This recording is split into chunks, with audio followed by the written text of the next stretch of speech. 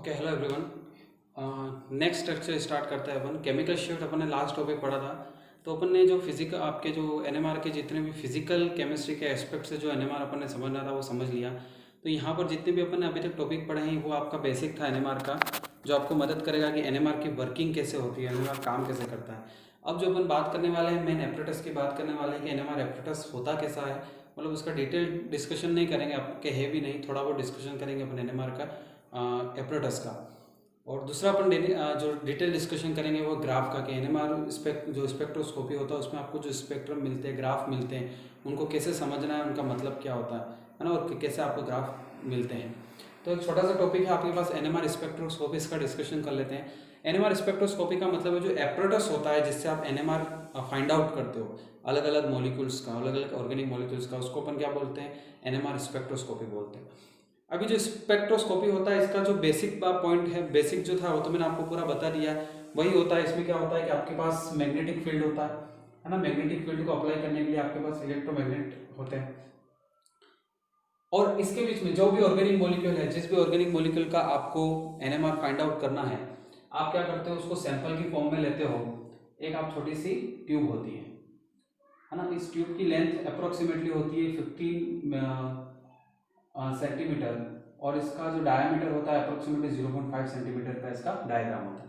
इसमें आप organic sample को ले लेते हो। अब ऑर्गेनिक सैंपल अपन किस टाइप से लेंगे, जैसे कि आपको क्या चाहिए, यहाँ पर मान लो कि अपन ने जैसे मॉलिक्यूल लिया था, कौन सा कंपाउंड लिया था, CH3CH2OH, ethyl alcohol. Ethyl alcohol का आपको एनएमआर फाइंड आउट करना था। आप क्या करोगे, इस ट्यूब के अंदर आप एथिल अल्कोहल को एक सॉल्वेंट में डिसोल्व कर लोगे। किसमें डिसोल्व करोगे, सॉल्वेंट में, है ना, ये सॉल्वेंट, और इस सॉल्वेंट में अब आप किसको डिसोल्व कर लोगे, एथिल अल्कोहल को आप डिसोल्व कर लोगे। यहाँ पे सॉल्वेंट इंपॉर्टेंट है क्योंकि जो केमिकल रिएक्शन भी होती है वो भी सॉल्वेंट में होती हैं। तो अपन एक सॉल्वेंट में एथिल अल्कोहल को क्या किया, डिसोल्व कर लिया। ये जो सॉल्वेंट होता है ये आपके मेजर केस में कौन क्या होता है, कार्बन टेट्राक्लोराइड होता है। मतलब यहाँ पे जो सॉल्वेंट यूज करते हैं वो सॉल्वेंट कैसा होता है, एप्रोटिक सॉल्वेंट यूज करते हैं, है ना, एप्रोटिक सॉल्वेंट या विलायक इसको बोलते हैं। तो एप्रोटिक सॉल्वेंट का मतलब क्या आता है, जिसमें हाइड्रोजन नहीं होना चाहिए। देखो अपन ने यहाँ पे बात की थी कि अपन जो एनएमआर फाइंड आउट कर रहे हैं वो किसका करेंगे, हाइड्रोजन्स का, है ना, एक तरह से इसको क्या बोलेंगे अपन, पीएमआर बोलेंगे। तो यहाँ पर हाइड्रोजन जो अपन सॉल्वेंट यूज करें, क्योंकि अपन क्या चाहते हैं कि जो पीक आए, जो ग्राफ आना चाहिए वो किसका आना चाहिए, आपके इन मॉलिक्यूल्स का आना चाहिए, एथिल अल्कोहल के मॉलिक्यूल्स का। तो अपन यहाँ पे जो सॉल्वेंट यूज करेंगे वो एप्रोटिक होगा, मतलब इसमें हाइड्रोजन की प्रेजेंस नहीं होगी, ठीक है, या फिर हाइड्रोजन की प्रेजेंस होगी पर वो कैसा होगा, एप्रोटिक होगा। सो यहाँ पर अपन नेक्स्ट डिस्कशन बात करें कि अब आपने सॉल्वेंट लिया, अब आप इसमें एक और क्या ऐड कर देते हो, इसमें आप मिला देते हो टीएमएस। टीएमएस क्या है, टेट्रामिथाइल सिलेन। टेट्रामिथाइल सिलेन रेफरेंस की फॉर्म में लेते हैं। मैंने आपको कहा था कि अपन एनएमआर जो फाइंड आउट करते हैं तो अपन रेफरेंस की फॉर्म में किसको लेते हैं, टीएमएस को लेते हैं, क्योंकि टीएमएस का शील्डिंग इफेक्ट बहुत ज्यादा होता है, तो हाई फ्रीक्वेंसी पे क्या करता है, एब्जॉर्प्शन करता है ना, तो इसका अपन क्या ले लेते हैं, टीएमएस ले लेते हैं। अब अपन आगे बात करें तो अपन इस सैंपल को कहाँ पे रख देंगे, ये अपन इस सैंपल को रख दिया किस पर, मैग्नेटिक फील्ड में। अब यहां पर आप मान लो कि अपन कौन सा, field sweep method, field sweep method use कर रहे हैं। फील्ड स्वीप मेथड का क्या मतलब है, तो यहाँ पे सिंपल सी बात है फील्ड स्वीप मेथड की। मैंने आपको बताया था इसमें क्या करते हैं कि जो एक्सटर्नल रेडिएशन है ना, रेडिएशन सोर्स, एक्सटर्नल रेडिएशन को क्या रखते हैं अपन, कांस्टेंट रखते हैं, कांस्टेंट रखेंगे। जैसे मान लो कि अप्रोक्सीमेटली कितना रखा जाता है, 60 मेगाहर्ट्ज। 60 मेगाहर्ट्ज पर अपन ने एक्सटर्नल रेडिएशन को क्या रखा, कांस्टेंट रखा, और अपन क्या कर रहे हैं, धीरे धीरे मैग्नेटिक फील्ड को इंक्रीज कर रहे हैं। और जैसे ही मैग्नेटिक फील्ड इंक्रीज करेंगे तो इसके अंदर के जो न्यूक्लियस होंगे उनकी प्रिसीजन फ्रीक्वेंसी इंक्रीज होगी। प्रिसीजन फ्रीक्वेंसी जैसे ही एक्सटर्नल रेडिएशन से मैच हो जाएगी, फ्रीक्वेंसी जैसे ही रेजोनेंस में आ जाएगी, तो क्या होगा, आपका एब्जॉर्प्शन हो जाएगा, ठीक है। ये फील्ड स्वीप मेथड होता है। और यहाँ पे अपन क्या लगा देते हैं, रिसीवर लगा देते हैं। ये रिसीवर क्या करता है, जो यहाँ से जो भी सिग्नल ये एब्जॉर्ब करेगा, है ना, रेडिएशन का, वो रिसीव करेगा। फिर एक लगा देते हैं क्या, एम्पलीफायर होता है। एम्पलीफायर क्या करता है, इस सिग्नल को एम्पलीफाइड कर देता है जो सिग्नल आ रहा है, और लास्ट में आपको क्या मिलता है, ग्राफ मिलता है, स्पेक्ट्रम मिलता है ना, आपको अलग अलग टाइप के जो भी आपको मिलना हो, इस तरह से आपको क्या मिलती है, अलग अलग एब्जॉर्प्शन की पिक्स मिलती है। तो इस टाइप से आपके क्या काम करता है, एनएमआर काम करता है। तो यहाँ इंपॉर्टेंट पॉइंट क्या है, यहाँ पे इंपॉर्टेंट पॉइंट ये है कि अपन क्या यूज करते हैं, सॉल्वेंट का यूज करते हैं। सॉल्वेंट कौन सा होता है, कार्बन टेट्राक्लोराइड होता है। या फिर एक और सॉल्वेंट यूज करते हैं, hexa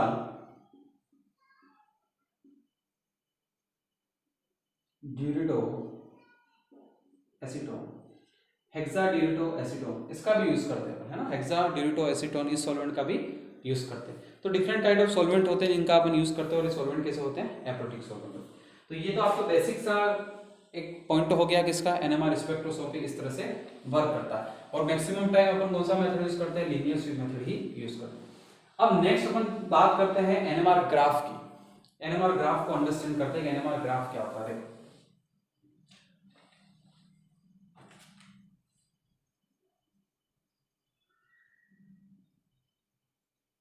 understanding of NMR graph. तो देखो, जो ऑर्गेनिक केमिस्ट्री की बात करें अपन, तो ऑर्गेनिक केमिस्ट्री में क्या इंपॉर्टेंट है, ऑर्गेनिक केमिस्ट्री में सिर्फ ये इंपॉर्टेंट है कि आपको क्या करना है, एनएमआर ग्राफ के बारे में आपको पता होना चाहिए कि एनएमआर ग्राफ की आपको क्या करनी है, स्टडी करनी है। उसके अकॉर्डिंग आप पता लगाते हो कि मॉलिक्यूल कौन सा है, या मॉलिक्यूल में किस टाइप के एलिमेंट्स हैं। सो यहाँ पे अपन बात करें तो मैं यहाँ पर एक छोटा सा एग्जांपल अपन किसकी बात करेंगे, C2H5OH की ही बात करेंगे। तो इस पूरे टॉपिक में सिर्फ अपन ये समझेंगे कि भी एनएमआर ग्राफ होता क्या है, ठीक है, इसको अपन समझेंगे। तो देखो, जैसे मेरे पास ये क्या है, मैग्नेटिक फील्ड, मैंने मैग्नेटिक फील्ड ले लिया N और S। अब मैं क्या कर रहा हूँ, ट्यूब ले रहा हूँ, है ना, उसके अंदर सैंपल ले रहा हूँ, क्या ले रहा हूँ, कार्बन टेट्राक्लोराइड लिया, अल्कोहल डाल दिया, TMS डाल दिया। सो यहाँ पर मैं इस तरह से बना रहा हूँ ना, एक रफ डायग्राम है, ऐसे ही थोड़ा समझाने के लिए कि ये आपके पास क्या है, एथिल अल्कोहल CH3 CH2OH, ये है आपके पास TMS, और ये सब किसमें डिसॉल्व है, कार्बन टेट्राक्लोराइड में। ओके, सो मैंने यहाँ पर मेरा सैंपल रखा, और सैंपल में मेरे पास 3 टाइप के मॉलिक्यूल है, तो TMS है, कार्बन टेट्राक्लोराइड है, और ये। अब ये तो मैं किसकी बात कर रहा हूँ, PMR की बात कर रहा हूँ कि मेरा हाइड्रोजन जो है वो क्या करेंगे, एब्जॉर्प्शन करेंगे। वो हम पहले ही अपन इसके बारे में बात कर चुके हैं। तो भाई कार्बन टेट्राक्लोराइड का इसमें कोई रोल नहीं। यहाँ पर जब मैंने आपको बताया था, इस केस में इसको मैं इस तरह से बना देता हूँ, HOH इधर कर देता हूँ, CH2CH ऐसा बना देता हूँ। तो जब अपन एथिल अल्कोहल की बात की थी अपन ने, तो एथिल अल्कोहल की केस में क्या कहा था कि भाई सबसे जब एब्जॉर्प्शन की बात करें, है ना, तो अपन ने बात की थी शील्डिंग और डीशील्डिंग की, कि जो आपके हाइड्रोजन एटम है, जो हाइड्रोजन एटम है, जो हाइड्रोजन का न्यूक्लियस जो सबसे ज़्यादा शिल्डेड रहेगा, उसका एब्जॉर्प्शन भी उतनी ही हाई फ्रीक्वेंसी पे होता है, ठीक है। जो जितना ज़्यादा शिल्डेड रहेगा उसका एब्जॉर्प्शन भी उतनी ही हाई फ्रीक्वेंसी। मतलब क्या है, देखो मैं फिर से एक बार एक्सप्लेन कर देता हूँ कि भाई हाइड्रोजन का न्यूक्लियस जितना ज़्यादा शिल्डेड रहेगा, शिल्डेड का मतलब क्या है कि जो एक्सटर्नल मैग्नेटिक फील्ड आप अप्लाई कर रहे हो, वो मैग्नेटिक फील्ड उस तक नहीं पहुँच रही है, उतनी की उतनी नहीं पहुँच रही, उसके मान क्या हो गए, कम हो गए। सो आपको क्या करना पड़ेगा भाई, आपने एक्सटर्नल रेडिएशन तो फिक्स कर दिया, कितना 60 मेगाहर्ट्ज मान लो, है ना, और आप चाहते हो कि आपका हाइड्रोजन एब्जॉर्ब करे। अब आप मैग्नेटिक फील्ड अप्लाई कर रहे हो, पर हाइड्रोजन को 60 मेगाहर्ट्ज पे क्या करना चाहिए, प्रिसीजन करना चाहिए, पर वो कर नहीं रहा है। क्यों नहीं कर रहा है, क्योंकि इतना मैग्नेटिक फील्ड अप्लाई नहीं हो पा रहा है आपके शील्डिंग इफेक्ट की वजह से। तो आप एक्सटर्नल मैग्नेटिक फील्ड को क्या करोगे, अप्लाई करोगे, एक्सटर्नल मैग्नेटिक फील्ड को और बढ़ाओगे, प्रिसीजन फ्रीक्वेंसी बढ़ेगी, और जिस टाइम प्रिसीजन फ्रीक्वेंसी किससे मैच हो जाएगी, आपके रेडिएशन, जो उस टाइम एब्जॉर्प्शन हो जाएगा, ठीक है। तो ये सारा कुछ अपन ने डिटेल में प्रीवियस वीडियो में पढ़ा है। तो आप अगर ये बात समझ में नहीं आया तो एक बार और आप प्रीवियस वीडियो देख लेना। सो यहाँ पर बात ये है कि मेरे पास TMS है, और मैंने ये बताया था कि आपका जो TMS होता है, टेट्रामिथाइल सिलेन, जो टेट्रामिथाइल सिलेन होता है, इसके पास जो हाइड्रोजन्स होते हैं ये हाईली शिल्डेड होते हैं, है ना। हाईली शिल्डेड का मतलब क्या है कि अगर मैं बात करूं फील्ड स्वीप मेथड की, तो फील्ड स्वीप मेथड में जो इनका एब्जॉर्प्शन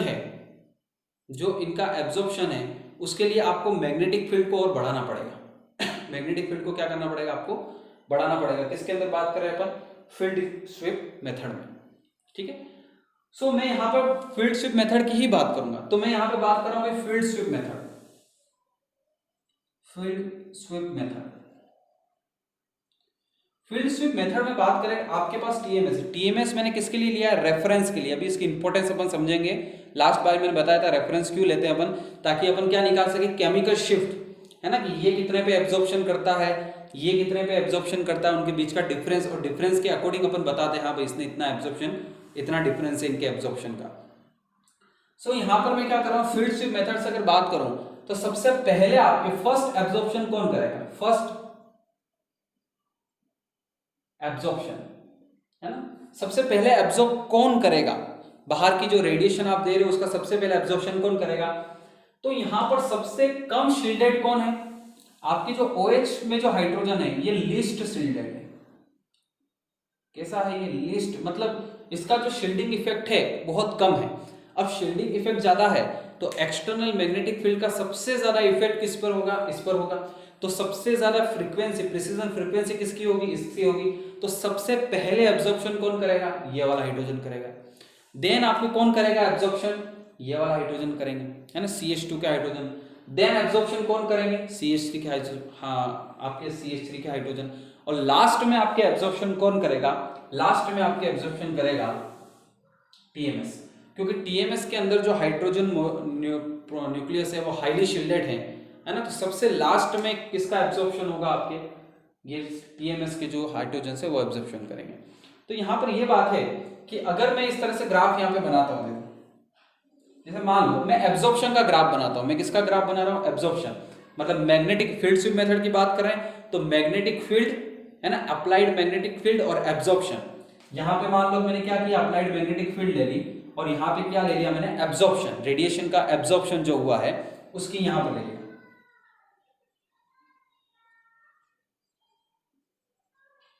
यहाँ पे मैंने ले लिया रेडिएशन का एब्जॉर्प्शन। अब मैं ग्राफ खींचता हूँ, है ना, यहाँ इसके अकॉर्डिंग मैं ग्राफ खींचता हूँ तो आपको क्या होगा, तो आपको अलग अलग पीक मिलेगी। पीक कैसे मिली हुई, देखो सबसे पहले एब्जॉर्प्शन मैंने कहा कौन कर लेगा, सबसे पहले एब्जॉर्प्शन आपके करेगा OH में जो हाइड्रोजन है वो सबसे पहले करेगा।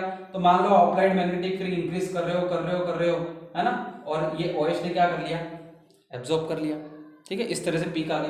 फिर एब्जॉर्प्शन कौन करेगा भाई, फिर एब्जॉर्प्शन कर रहा है कौन, CH2 कर रहा है, CH2 है ना, ये OH ने किया, थोड़ा सा ज्यादा एब्जॉर्प्शन किसने किया, CH2, क्योंकि मैग्नेटिक फील्ड ज्यादा है ना। फिर कौन एब्जॉर्प्शन कर रहा है, CH3, और फिर लास्ट में एब्जॉर्प्शन कौन कर रहा है, TMS, है ना, ये TMS का एब्जॉर्प्शन। तो यहाँ पर अपन को क्या बात पता चली, आपको इस तरह का ग्राफ मिलेगा, ठीक है। अगर मैं रेडिएशन, एब्जॉर्प्शन ऑफ रेडिएशन और आपको अप्लाइड मैग्नेटिक फील्ड का ग्राफ खींचता हूँ तो इस तरह का आपको मिलेगा, क्योंकि सबसे पहले एब्जॉर्प्शन कौन कर लेगा, OH में जो हाइड्रोजन है वो, फिर कौन सा हाइड्रोजन करेगा, CH2 वाला हाइड्रोजन, फिर कौन सा हाइड्रोजन करेगा, CH3 वाला हाइड्रोजन, और लास्ट में किसके हाइड्रोजन करेंगे, आपके TMS के। तो आपको इस टाइप का ग्राफ मिलेगा। बट यहाँ पे प्रॉब्लम क्या है, प्रॉब्लम यहाँ पर ये है कि ये जो पीक अपन को, अभी तो मैंने यहाँ पे दूर दूर बनाई, पर एक्चुअल में जब आप उनको देखोगे तो लास्ट अपन ने केमिकल शिफ्ट वीडियो में क्या देखा था कि जो फ्रीक्वेंसी होती है ना, जो अप्लाइड मैग्नेटिक फील्ड होता है, अप्लाइड मैग्नेटिक फील्ड की जो फ्रीक्वेंसी होती है वो तो मेगाहर्ट्ज में होती है, मतलब मिलियंस में होती है। बट जो डिफरेंस आता है, मतलब यहाँ पे मैं बात करूँ कि हाइड्रोजन ऑक्सीजन के साथ जो OH का जो हाइड्रोजन के एब्जॉर्प्शन जो फ्रीक्वेंसी है, कार्बन CH2 के हाइड्रोजन की जो एब्जॉर्प्शन फ्रीक्वेंसी, उनके बीच का जो डिफरेंस होगा, एब्जॉर्प्शन की फ्रीक्वेंसी का डिफरेंस, वो बहुत ही छोटा होता है ना। तो वो यहाँ पर आपको जो ग्राफ मिलेगा ना वो इतना मिलेगा कि पीक बहुत पास में होगी, आप इसकी स्टडी नहीं कर पाओगे सही से, ठीक है। क्यों, क्योंकि ये तो अभी मैंने दूर बनाया, पर बहुत पास में होगा, बिल्कुल ऐसे छोटा सा, बिल्कुल पास में, कि पता भी नहीं चलेगा भाई कौन सी पीक कहाँ पे है, किस तरह से हो, तो अपन सही से स्टडी नहीं कर पाएंगे। तो इसके लिए एक सोल्यूशन निकाला गया, मतलब ये प्रॉब्लम हो गई भाई, ग्राफ तो मिल गया पर उसकी स्टडी सही से नहीं हो रही, इसका एक सोल्यूशन निकाला गया। और सोल्यूशन किसके अकॉर्डिंग है, केमिकल शिफ्ट के अकॉर्डिंग, बहुत ही इंपॉर्टेंट है।